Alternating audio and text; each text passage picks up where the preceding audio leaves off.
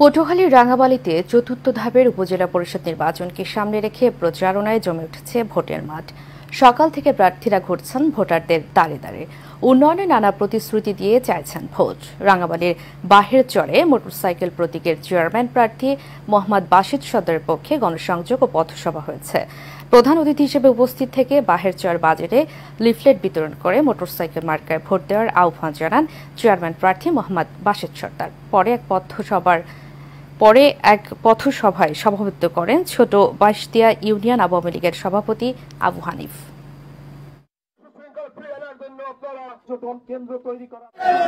আসেন আমরা খেলবো। আপনার ওই যে মাসলাম বাহিনী পালেন না রাস্তায় যাইয়া কি করে আমাদের উপরে কি বাহিনী সব নিয়ে আসেন, আমরা খেলবো, খেলতে চাই। ভয় দেখাইয়েন না, আর আমরা ভয়ের মধ্যে নাই। নির্বাচন হোগলার মধ্যেই হবে, ভিড় হোগলার মধ্যেই মানুষ মারবে। পারলে ঠেকাইয়েন, পারলে ঠেকাইয়েন।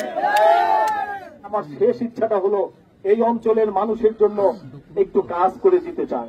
আমার স্বপ্ন এই অঞ্চলকে একটি পর্যটন নগরী তৈরি করা, পর্যটন কেন্দ্র তৈরি করা, পর্যটন অঞ্চল তৈরি করা, যেটা আমি ছোটবেলা থেকে দেখেছি। এই জাহাজ মারাকে নিয়ে পর্যটন কেন্দ্র করার অনেক স্বপ্ন, এই সোনার চরকে নিয়ে পর্যটন কেন্দ্র করার অনেক স্বপ্ন, এই চর যমুনা এবং আরো একটা চর আছে, কি জানি এটা, চর হেয়ার, এটা নিয়ে অনেক স্বপ্ন। এই স্বপ্নগুলো শুধু দেখেছি বছরের পর বছর চলে গেছে, কিন্তু কিছুই হয় নাই। আমি আপনাদের সাক্ষী রেখে বলতে চাই, মহান আল্লাহ তাআলা যদি আমাকে নির্বাচিত করার সুযোগ দেয় আপনাদের ভোটে, তাহলে আমি জননেত্রী শেখ হাসিনার পায়ে ধরে দরকার হলে বসে থাকবো। আমার দেশের অর্থনৈতিক উন্নয়নের জন্য আগে কোনো কাজ হয় নাই, আপনি আমার অঞ্চলে অন্তত কাজ দেন। অনেকগুলো পরিকল্পনা আছে আমাদের, ইনশাআল্লাহ ভবিষ্যতে দেখা হবে, ভবিষ্যতে এটা নিয়ে কথা হবে। আমরা কিভাবে এই জনগণকে জনসম্পদে রূপান্তরিত করব, কিভাবে এই দেশের ঘরে ঘরে মানুষের চাকরির ব্যবস্থা করব, অর্থনৈতিক অঞ্চল কিভাবে তৈরি করব। চাকরির ব্যবস্থা করতে না পারি, আপনাদেরকে নিয়ে আমার মতো বাসের সর্দার সাজাইতে চাই প্রত্যেকটা ছেলে মেয়েকে। আমাদের এই অঞ্চলের যুবক শ্রেণীদেরকে আমি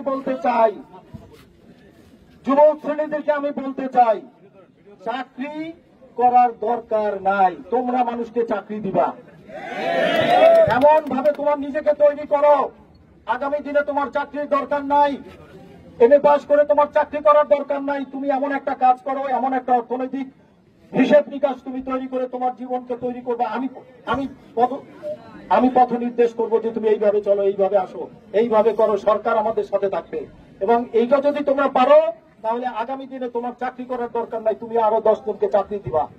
এইরকম মনোভাব যদি তুমি পোষণ করতে পারো, তাহলেই আমরা এই অঞ্চলকে একটি অর্থনৈতিক হাবে পরিণত করতে পারবো।